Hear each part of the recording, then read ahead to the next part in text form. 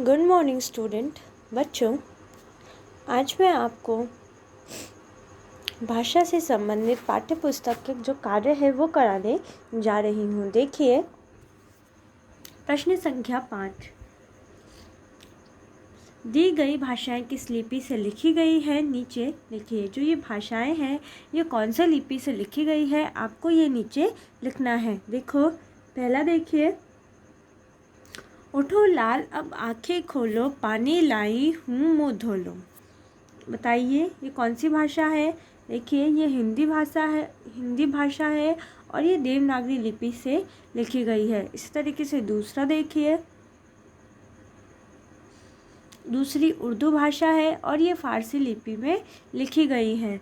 अगला चित्र देखिए, ये पंजाबी भाषा है और ये गुरुमुखी लिपि में लिखी गई है।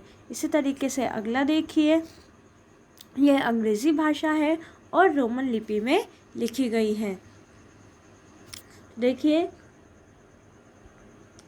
पहली हिंदी भाषा और देवनागरी लिपि में, दूसरा उर्दू भाषा फारसी लिपि में, तीसरा पंजाबी भाषा गुरुमुखी लिपि में और चौथा अंग्रेज़ी भाषा रोमन लिपि में। अगला प्रश्न देखते हैं, निम्नलिखित में सही विकल्प छांटिए।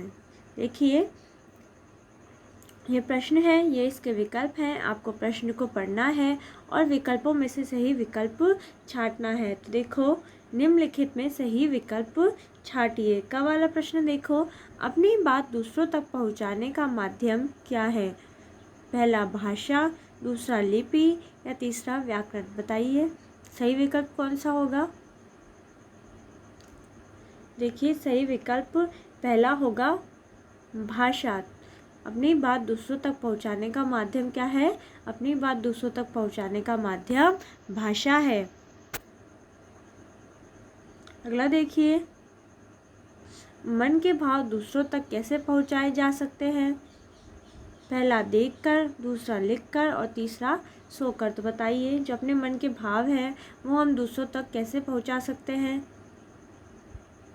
देखिए, दूसरा देखो, मन के भाव दूसरों तक हम लिखकर पहुंचा सकते हैं। कैसे से पहुंचा सकते हैं।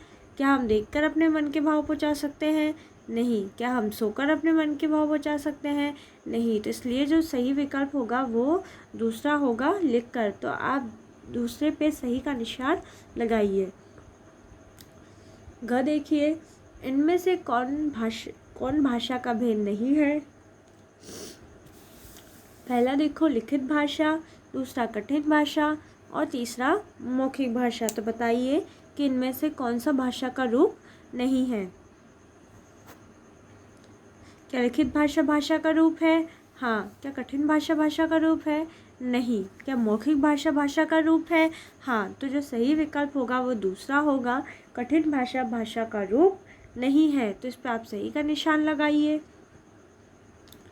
अब घ देखिए, इनमें से कौन सी भाषा अंतर्राष्ट्रीय है।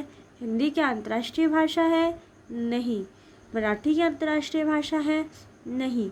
अंग्रेज़ी क्या अंतर्राष्ट्रीय भाषा है। हाँ बच्चों, अंग्रेज़ी एक अंतर्राष्ट्रीय भाषा है। तो आप इस पे सही का निशान लगाएंगे।